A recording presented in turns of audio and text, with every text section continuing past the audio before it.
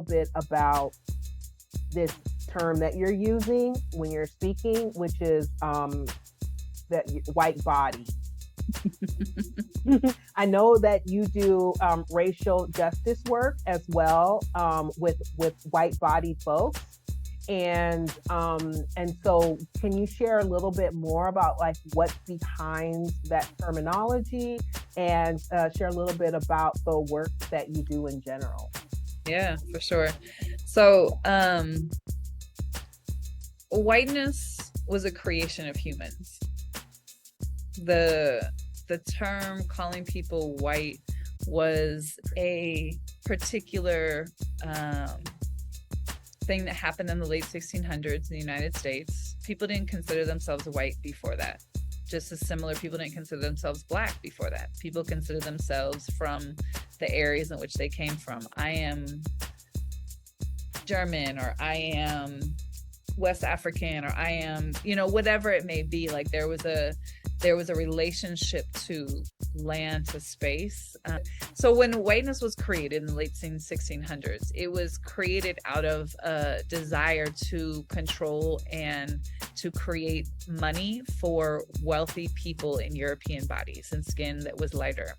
Now, at the beginning of the 1600s, middle of the 1600s, when people were in this country that had been brought over either from Africa or from Europe as indentured servants, as enslaved people, when they were here, those first couple decades in this country, people were living in very similar conditions. They were living in a way where people could get out.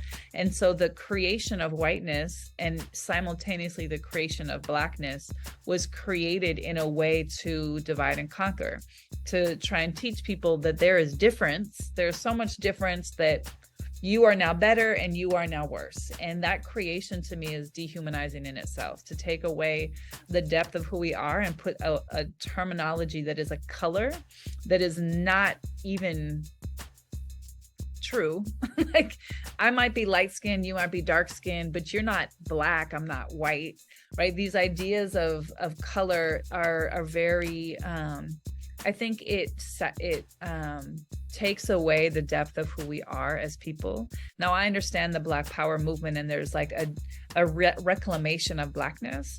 And so I'm not speaking about why people shouldn't be called black. That's not at all. But I think for me as a white body person, I consider myself a white body because I benefit systemically from white skin privilege everywhere I go.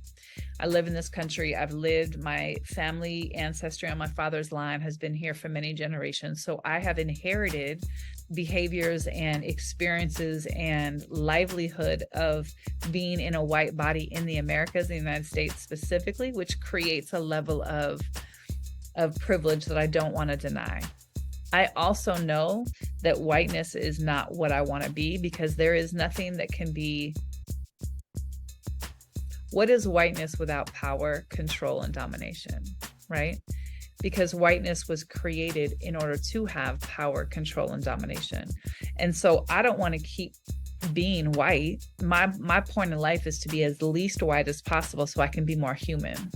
So I can actually be a human being and experience in this lifetime where I am in relationship to other human beings.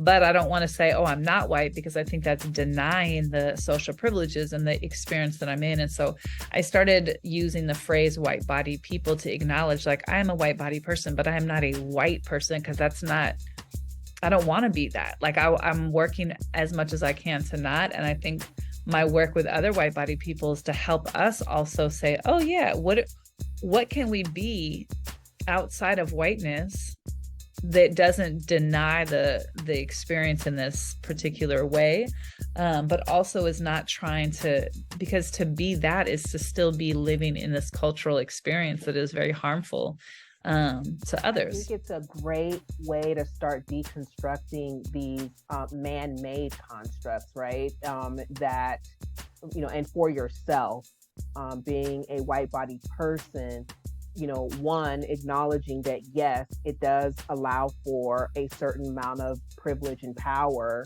And then in the same regard, you making a conscious choice to, in your whiteness, in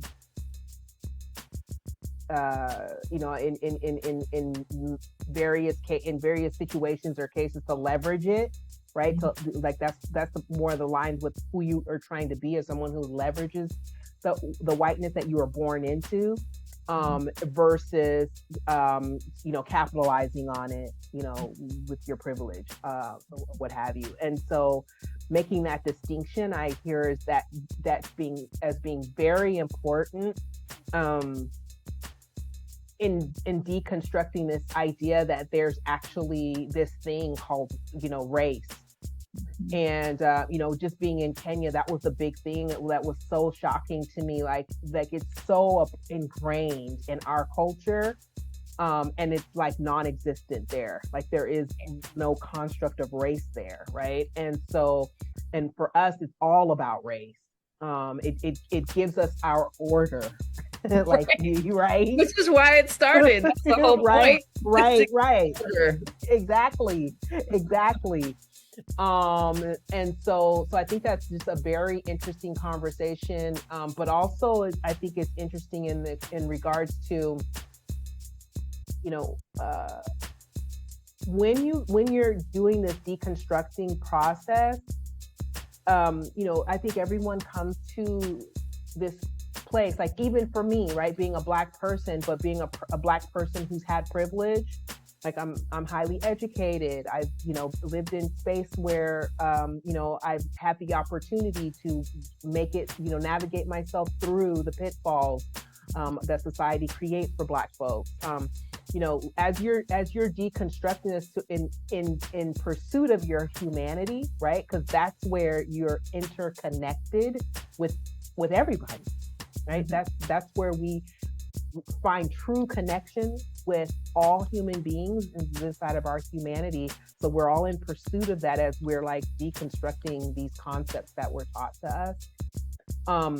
You come up against this place where it's like, but actually it's not going to really serve me the way that it serves me now. So is it something, what has been your experience with folks as they come to that point? Like they start this work, and you get to that point where you have to really interrogate like what it is that you're saying that you're trying to do, right? In terms of equality, in terms of how to either leverage or even completely abdicate your privilege. Like what is that dynamic intellectually alike for you people? Keep just going deeper and deeper in the onion. I think there's I can use my own self as an example. When I first got into racial justice work, it was very in my head. It was learning the history that I did not learn, understanding the world through a different lens, recognizing how ignorant I was, how little I knew. And it was very much in my mind. I was watching the movies, reading the books, like learning from this intellectualized space. And what helped me understand, I think, was my identity as a working class person growing up, my identity as a woman, my identity as a queer person. There was ways in which certain things helped me understand what it felt like and what the experience was to not be looked on as important or not be looked on as a certain way. But then it also widened me up to say, oh, but that actually, just having those experiences doesn't give me a full understanding of what it means to be Black, for instance, or what it means to be an Indigenous person in this country, what it means to be an Arab person, like all the different identities. Like you can't conflate oppression and privilege and think that it is experienced across the board. And then it took me iterations of my own awakening to get to a place of, oh, this is actually behavior that has been instilled in me for a very long time. Oh, there's some behaviors I need to shift. So I need to actually change that. It's not just about knowing the information. And then right now I'm on a real big awareness or opening up in reparations and looking at reparations and my own inheritance. And not to say I have a lot of inheritance, but I also know that my family line, there's been a lot of harm that has been caused. So it's like every little place is deeper. There was this article that my friend was just telling me about today, actually, that there's this guy who he would talk about his family as the first people that came over on the Mayflower, and could trace his family line back to that point and all this stuff. And he had a particular last name that there was another guy who had the same last name, a Black man, and was relatively famous. I'm not going to bring up their names because I don't want to mess up the article completely. But he basically reached out and was like, honey, then they found out that his ancestors owned the other guy's peoples, like that he had never known that person with that last name to be Black. And so he did this whole history. They did this whole reconciliation process, and he was talking about it, and it was all this, oh, we're healing, we're doing all this stuff, which is, it's true. There's healing that's happening there. There's a depth of healing that is happening in being able to step in and say, I am learning this history and I'm ashamed, or I'm feeling this way, like I want to reconcile. What can we do?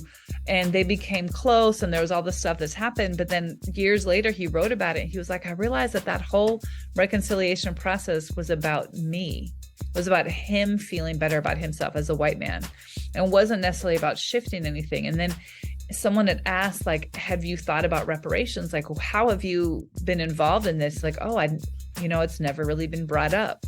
And so then it's like a deeper layer. And I think that's the layer that a lot of Americans are having a really hard time with around this. Oh, I can acknowledge that maybe, that first level of even acknowledging that my ancestors caused harm is like one layer.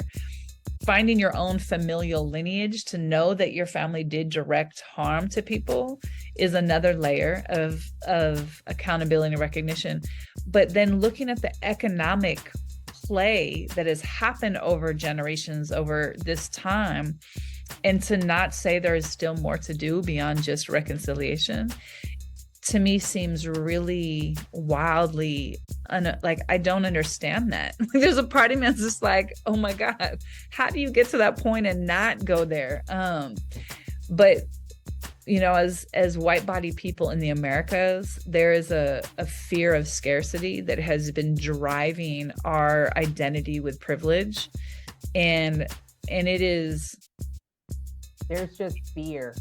It's so much fear. And it's been played out in the narrative. Like, that was the whole reason whiteness was created. Oh, you have to be upset with them because they're taking your jobs. Now, I'm going to give you a little bit of money in tobacco if you can actually go catch somebody who has left the plantation, or who has left their work, right? So it became the slave catcher. Like, there was poor white people who became the upholders of the system, because they were broke and they were fearful of not having anything. They were fearful of this. And we all are, whenever there's situations in our lives, our families, when there's an economic thing, we're in capitalism. Like, we know that without money, we're going to be screwed. And so I think we can all have that. But I think the way that it has been played out in the narrative has really pitted particularly white people, white-bodied poor people, against communities of color out of this fear of resource. And so I don't know if I answered your question, but I think that there's just different layers of things, and it takes a very long time to get deeper and deeper.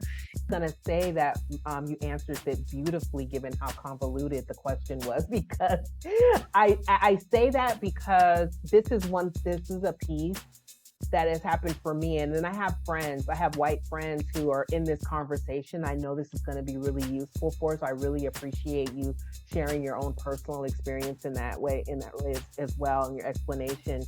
But the thing that I've really been struggling with is, and one of my friends tells me, who like leverages her whiteness and just really makes an effort to go beyond, right? Like, whatever it is that she gets out of being white, her whiteness and her privilege, that she wants more. And the more is for us all to be connected in humanity, which most people don't think in that regard. When they say she wants more, they're thinking that she wants more for herself, like you were just saying, but really no, she wants more for what our world, what our society could actually look and feel like.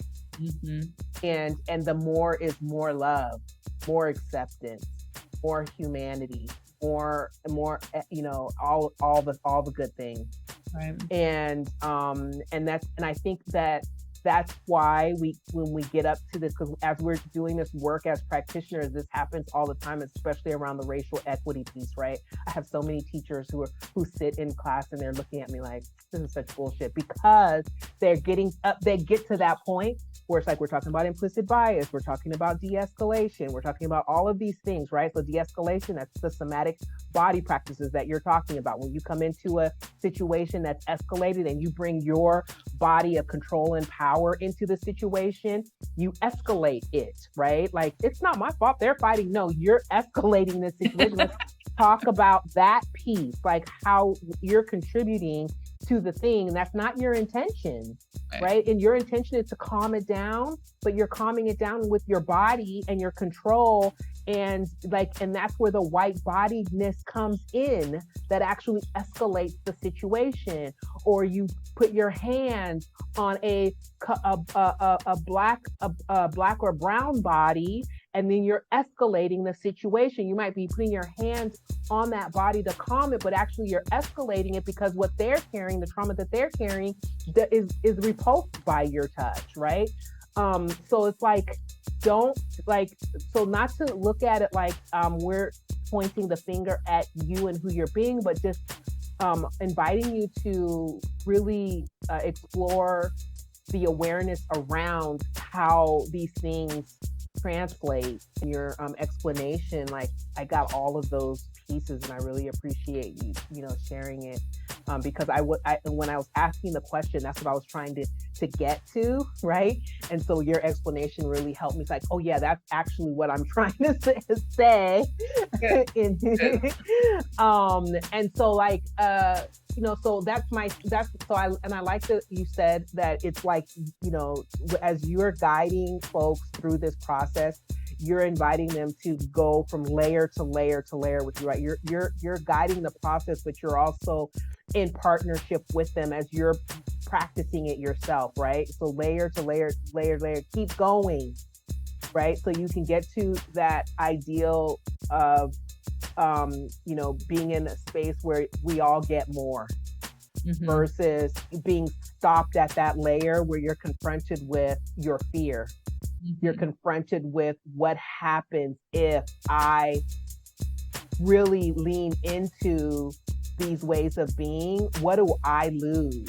What are my kids going to lose? What are my family going to lose? My friend, my community. What do we all lose if we lean into this space of, we all win, we all get more.